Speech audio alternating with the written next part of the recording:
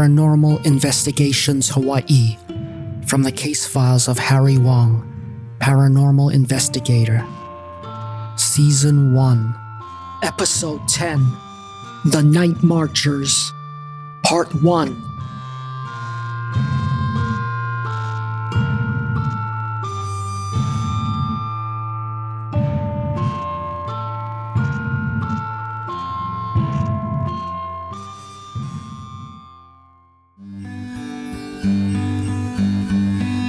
Ever since I started working freelance as a paranormal investigator, I found that I became less and less picky about some of the jobs I took, especially since I had an expensive habit to feed. No, it's not what you think, you lolo head. My father got me hooked on Legos when I was a keiki, and I've been obsessed with recreating the Battle of Yavin ever since I got my first X-Wing. I just needed to get one more piece, the super expensive Millennium Falcon, and then I would be done. Well, at least until they released the new and improved R2-D2. Damn you, Danish crack! So that explained why I was here in this nice new condo in Kaka'ako, trying to solve a case for a married couple to find out why their recently constructed apartment gave off the putrid aroma of what can only be described as vomit-inducing diarrhea. You know, the kind you got after a late-night munchie run to Taco Hell and you found yourself glued to the toilet seat in excruciating agony trying to give birth to the diarrhea demon baby from hell? Hey, no lie, we've all been there. Aloha, Mr. and Mrs. Shen. Mahalo for contacting me. So, let me make sure I got this straight. Please call me Glenn. And you can call me Gwen. Wait a minute. Your names are Glenn and Gwen Shen? Yeah, I wanted to keep my maiden name, but... Honey, we've been over this. We don't want to waste Mr. Wong's time now, do we? Oh, no, of course not. Okay. Anyways, Glenn and Gwen, so you meaning to tell me that this wet poopy smell has been here ever since you moved in? Yes. Since this condo was newly built, we are the first and only tenants on this floor so far. We inspected every inch of the place. The building manager had a forensic plumber check the sewage system and the toilets, but they couldn't find the source of the smell. Then I remembered that this condo was built on top of an old Hawaiian graveyard after they moved the remains to another site. So we were thinking that... You mean you were thinking that there was a flatulent ghost haunting our new condo? Well, if you have a better idea, let's hear it. Hey, Glenn and Gwen, cool your jets. It is entirely within the realm of supernatural possibility that a farting ghost is the cause of this wet poop smell. It's a little known fact that most people at the point of death will poop their pants, so stinky ghosts are actually quite common. Why, I once investigated a ghost who died while in the middle of pooping. He had some kind of bowel obstruction, so he literally pooped himself to death. It was actually kind of sad. He was the least scariest ghost I ever encountered because you could smell him coming a mile away. No jump scares for that poor spook. So, what we need to do is perform the rite of exorcism to get rid of this ghost. I will have to return with my associate, Kahuna Bob, who was licensed by the Guamanian Society of Exorcism and Tattooing to perform this ritual. But what we can do for now is a temporary solution that should work until then. I opened up my ghost hunting bag and brought out several vials of triple blessed holy water that I bought from Amazon. It was blessed by 2 priests and a cardinal from the Philippines, so it must be legit. Okay, Glenn and Gwen, what you do is pour this holy water over yourselves every night at midnight and say these words. The power of Christ compels you to stop being stinky. Here, try it. I poured some of the holy water over their heads. Repeat after me. The power of Christ compels you to stop being stinky. The power of Christ compels you to stop being stinky. Suddenly, the puke-inducing wet poop smell was gone. Wow, that actually worked. I thought you were trying to scam us, but my God, that actually worked. Hey, I know BSU, sister, but it's only temporary until we can perform the full exorcism ritual. But it's better than tossing your cookies every night when Mr. Poopy Pants showed up. Mahalo, Harry. When can you return with the exorcist? He's kind of weird, so it might take a few days. I'll give you a call. In the meantime, you can pay me the 50% deposit now, and then the rest when your condo is poop-free. Well, except for your own poop, that is. I take PayPal, Venmo, and gift cards to all the major fast food chains. Except for Zippy's, that is. With their teeny tiny portions, a $20 gift card is more like a $10 gift card everywhere else. Mahalo! I made sure that payment went through, thanked them, and got out of there just in time before the H1 freeway turned into a parking lot. I wanted to get this case wrapped up ASAP because I was not a big fan of poop, so I headed down to Honolulu Community College, or HCC, where Kahuna Bob, better known as Professor Robert K. Ahuna, taught Hawaiian history. He wasn't an officially sanctioned kahuna, but I called him that anyways just to annoy him. Despite that, he was the most knowledgeable person I've ever met on anything having to do with the Hawaii supernatural phenomena. I arrived at his office door and was about to knock when I saw it was partially ajar. I pushed it open slowly and entered. The office was empty. That was strange. Bob would never have left his office door unlocked and unattended. I approached his desk and saw papers strewn everywhere. My spidey sense started to tingle. Something was wrong here. I looked over the mess. The papers looked like homework assignments that Bob had been grading. One paper on top of the pile stood out. There was writing in what initially I mistook for red ink. I looked closer and realized with a sinking feeling that the letters were written in blood. There were two words, Kawai Luna, midnight. Some people thought I was a bit slow due to being dropped on the head as a child, but even I knew what this message meant. Bob had been kidnapped, and whoever took him wanted me to go to somewhere called Kawai Luna at midnight. Bob was an annoying, mean-spirited, foul-mouthed SOB. But he was my annoying, mean-spirited, foul-mouthed SOB. I couldn't let anything happen to him, especially since he was being used as a pawn to get to me. It looked like I had a date at midnight. Now, Hawaiian history was not a subject I excelled at in school. I preferred something that my lack of motivation could more easily grasp, like home economics, where I got an A just by baking brownies all semester, which was also the origin story of my big fat ass. I rummaged through Bob's history books, journals, and notes to see if I could piece together some information. Luckily, Bob was as meticulous as he was annoying. His journals were all alphabetized by subject and location. I found the section on Kawai Luna and read what Bob had written. Kawai Luna was the original name of an area in Nu'uanu Valley where the heiau or temple dedicated to the Hawaiian god Lono was located. In the 1840s, King Kamehameha III chose this location to build his summer palace because of the powerful mana or spiritual energy that was located there. He renamed the area Kania Kapupu and hosted receptions for foreign dignitaries at this new summer palace. I thought that was where the term poo-poo platter came from, but I might have hallucinated that while in a drunken stupor. I continued reading.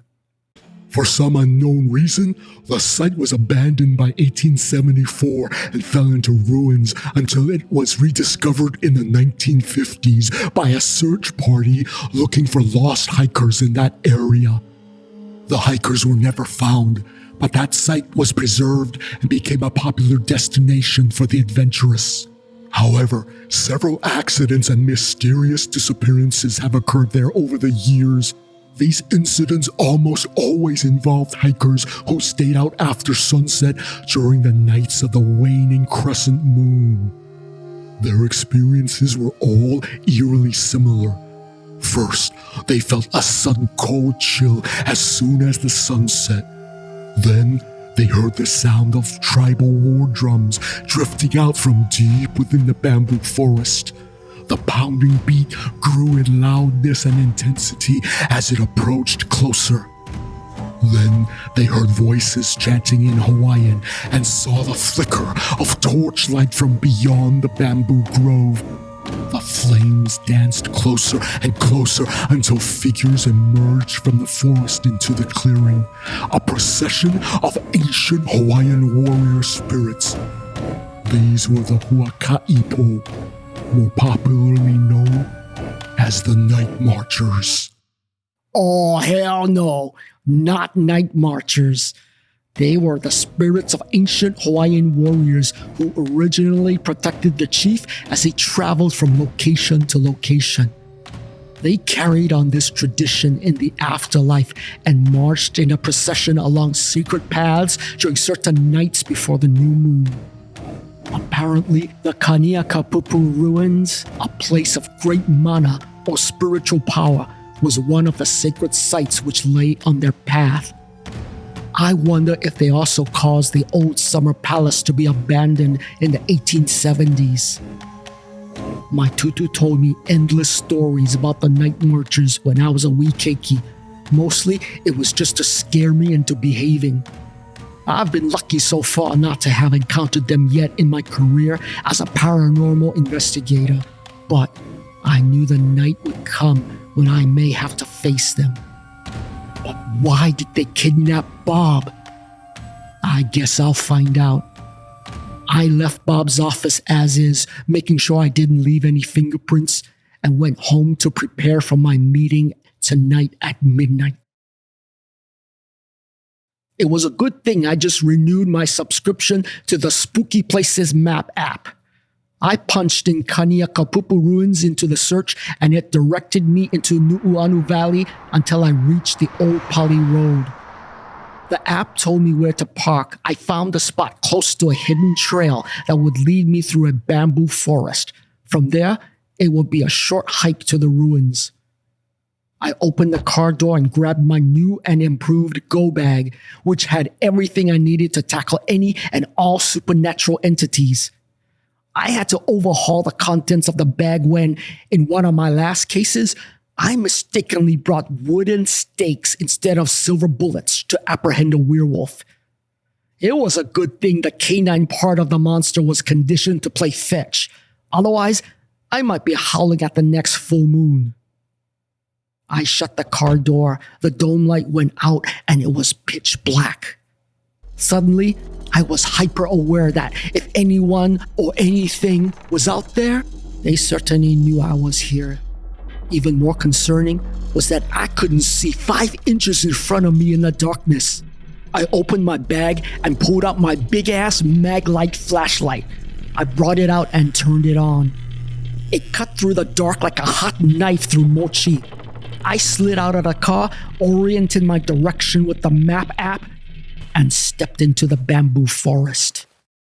I was careful not to step on anything that might trip me or might want to eat me.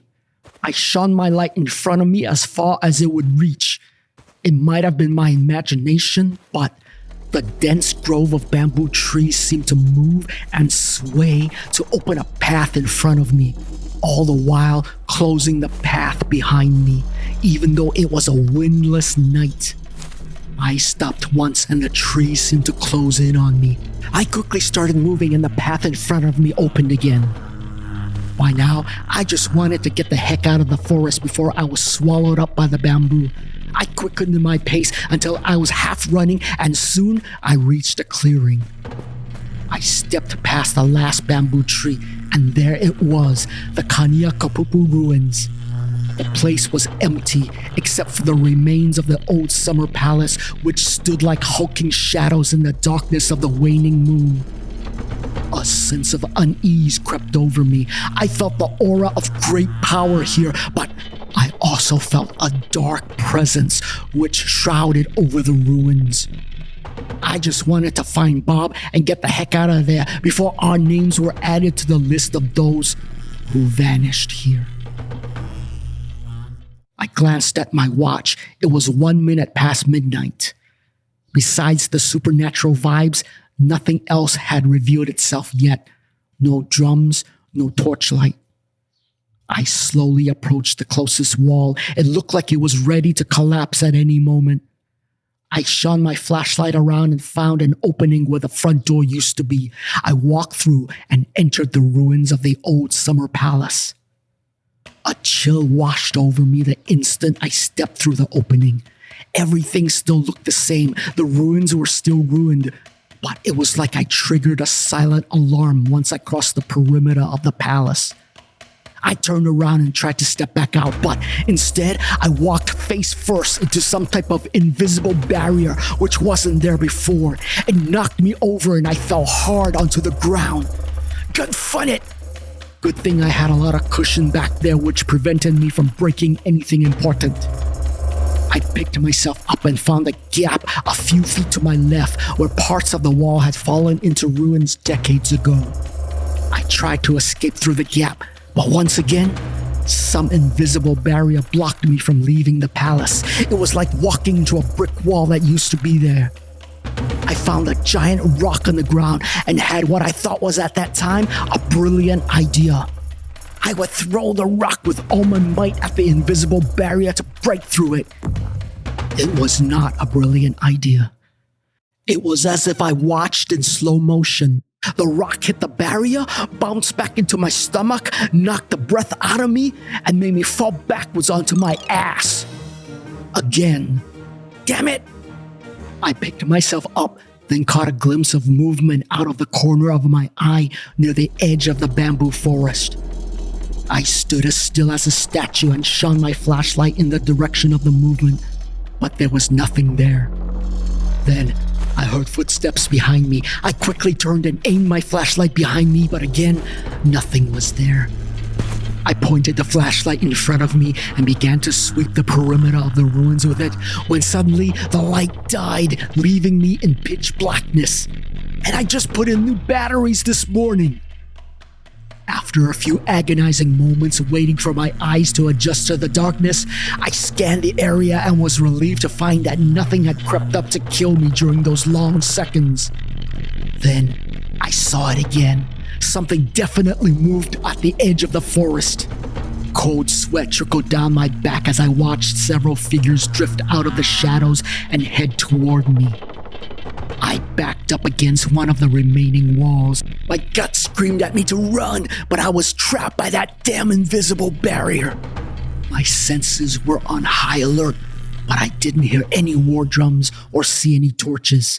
Still, I wasn't about to take any chances with the night marchers. The MO was to jab big holes into anyone they came across who wasn't related to them, and I rather liked the current number of holes I already had on my body. I read somewhere that if I ever encountered night marchers, I had to soil myself so that I was too disgusting for them to approach. Normally, the thought of defiling myself was not something I contemplated with enthusiasm, but that would be a small price to pay for not being impaled to death by ancient ghost warriors. So I got down on my knees, bent over, and pulled down my pants. Now, I had the most difficult decision I've ever had to make in my entire miserable life.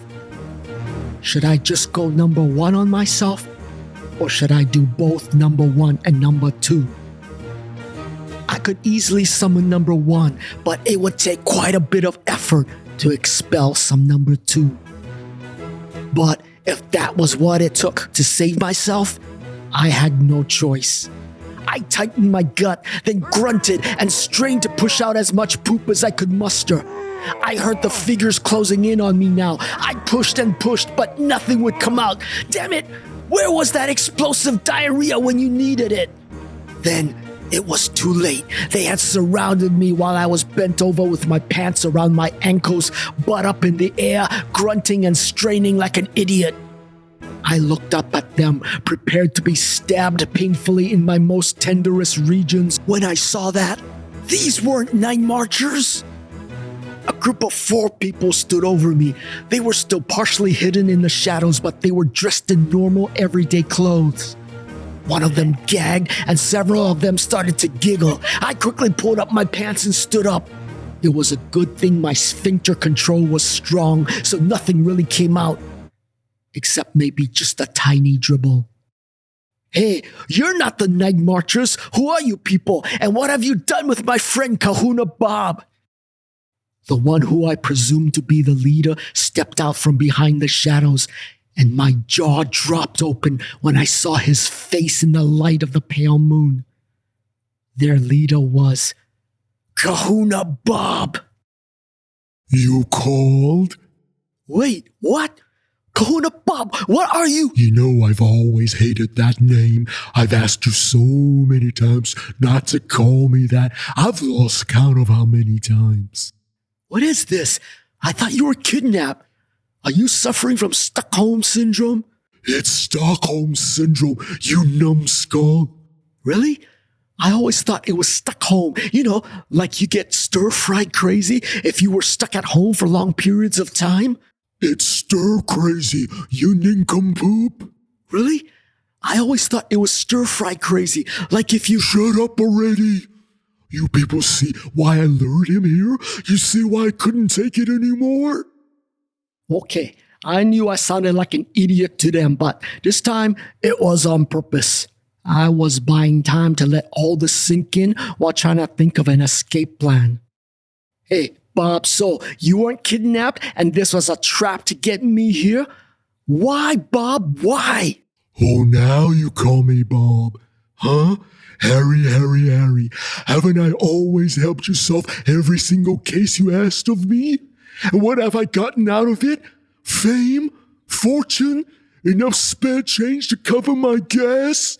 Oh man, I thought you drove an electric car. I'll pay for gas from now on, okay? Now, will you let me go? But yet, I still came at your beck and call, and you know why? I have a feeling you're going to use 100 words to tell me when you could have gotten the point across in— Kainoa, if Harry interrupts me again, please kick him in the testicles. Yes, boss. Wow, Bob wasn't kidding. He went from trusted confidant to supervillain in record time. Kainoa was a big, ugly dude who looked like he used to be an unsuccessful boxer or MMA fighter who was the punching bag for the more successful fighters. His face was scarred with lumps and old cuts. His ears looked like ripe cauliflower ready to be picked. His nose pointed in more than one direction. Oh, hey, listen, Bob, I'm sorry, Kainoa? Kainoa prepared to kick me in the nuts. I bent over to protect my baby batter maker, and he made contact with my thigh instead. It hurt like hell, but at least there would still be a chance of a Harry Jr. one day. I let out a muffled grunt and smiled. I wasn't gonna give them the satisfaction of knowing that kick hurt like hell. Are you ready to shut up and listen? I nodded reluctantly. I never liked you, Harry. In fact, I despised you, but you had something I wanted. You know what that was? I fought against my instinct to say something sarcastic like, "You wanted the big bambucha in my pants," when I saw that Kainoa was ready to kick me in the nads again. I just shook my head instead. You had mana, you know? The life force and spiritual healing energy that all living beings had.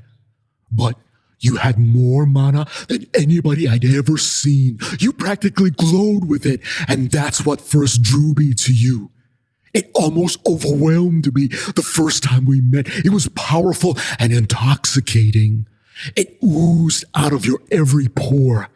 At first, I couldn't understand how an overweight, self-absorbed, cretinous man-baby could have so much mana.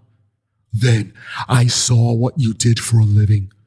I saw the way you fought and defeated the forces of evil, the way you triumphed over powerful supernatural entities and stopped them from corrupting the innocent and infiltrating your world. And for every case you solved, every soul you saved, you accumulated more and more mana, more spiritual life force.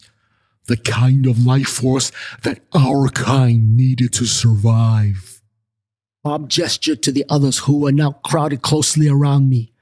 They looked hungry, as if they hadn't eaten for hours. Okay, that was how long it took for me to get hungry, but I guess for normal people, it will be days. You see, even though we look like normal human beings, we haven't been human for a long time. I finally got a good look at them just as the moon peeked out from behind cloud cover. There were 3 men and 1 woman, including Bob and Kainoa. The other man I mentally nicknamed Doofus. He didn't look very intelligent, and I guess he did all the manual and menial labor for the group. The woman I mentally nicknamed Cougar. She was a bit past middle age, but was trying too hard to look and act half her age. At first glance, they looked normal, but something was wrong with them. Something I couldn't quite place until I saw them up close. When I scrutinized their faces for several seconds, it seemed to melt. It was very subtle, but it was like the face of a wax statue that had been placed too close to a flame and was slowly melting. But when I blinked, the melting was gone and they looked normal again. What are you staring at? Don't you know it's not polite to stare? Yeah, no stare. Take a picture. You last longer. Shut up, you dolts. Bob, so you mean to tell me that all of you are mana vampires? Although I hadn't encountered them before, mana or psychic vampires were now a completely new concept to me. They were among the most formidable supernatural adversaries.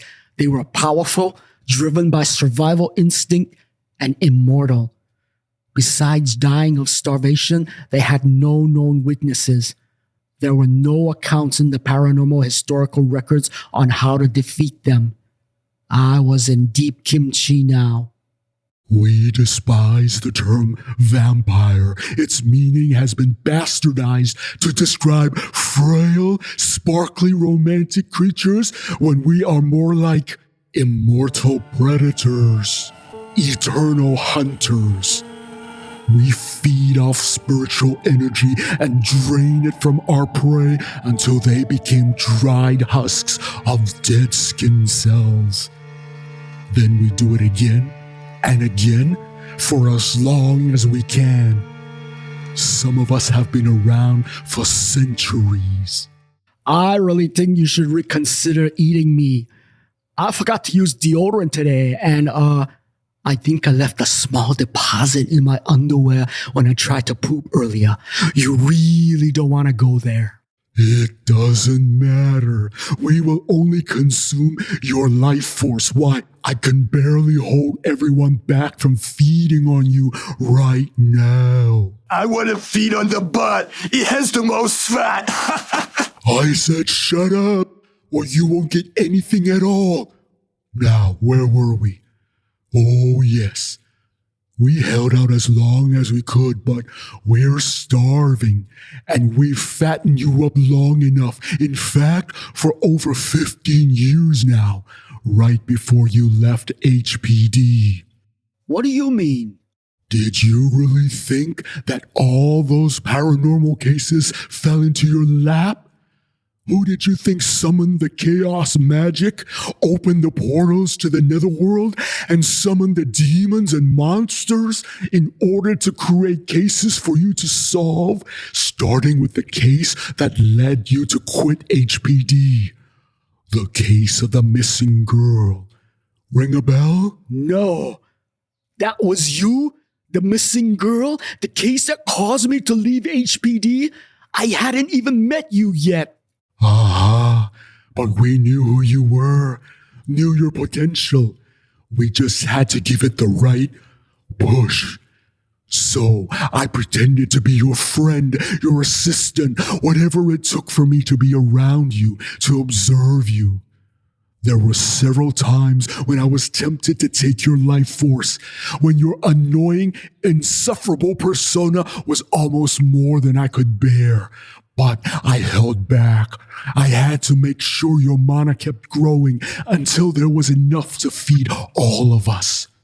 Every case you solved, every person you saved, every soul you freed, all created a bounty of spiritual energy until you became nice and ripe and juicy and ready to be plucked.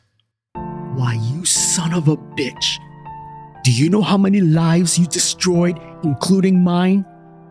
I thought you were my friend. I looked up to you, Bob. In this line of work, I had to keep away from family and friends to protect them. After watching the devastation that the paranormal entities caused to the victims and their families, I never wanted any of my work to follow me home. So I purposefully pushed everyone away to keep them safe.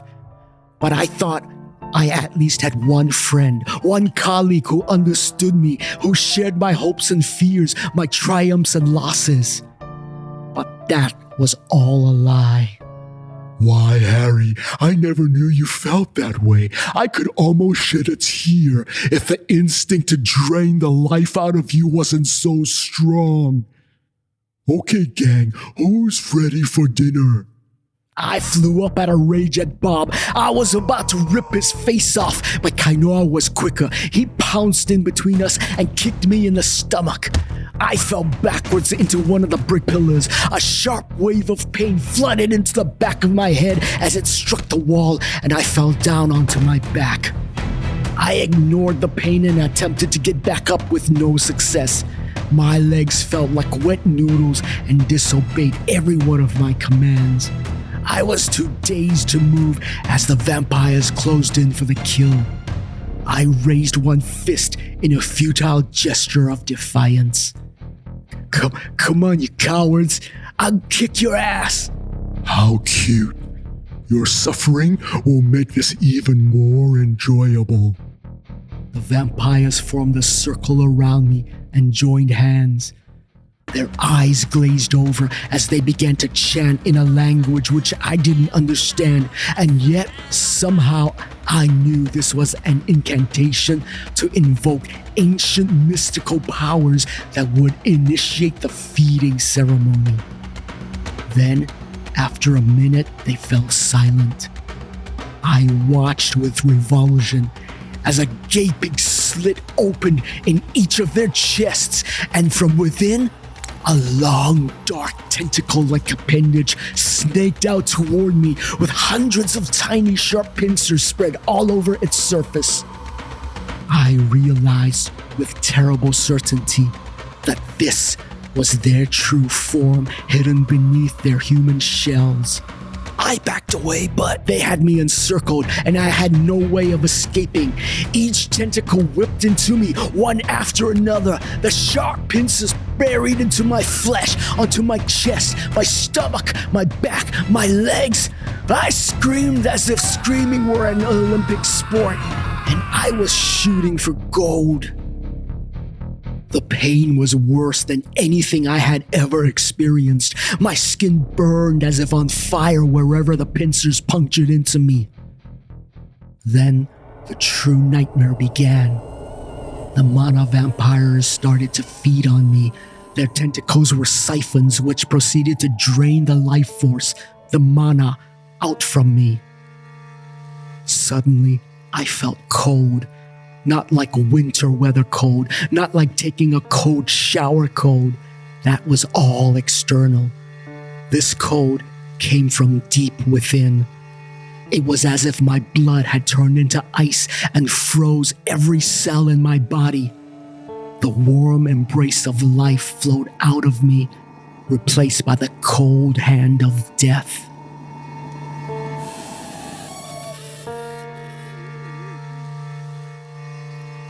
Oh no! How will Harry get out of this quandary? Will he be able to survive without his life force? Will Kahuna Bob get sick from ingesting Harry's cholesterol? If Harry survives, will he wear Depends on his next outing?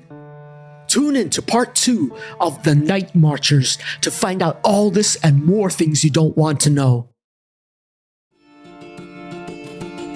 You have been listening to Paranormal Investigations Hawaii from the case files of Harry Wong, Paranormal Investigator, a fictional podcast.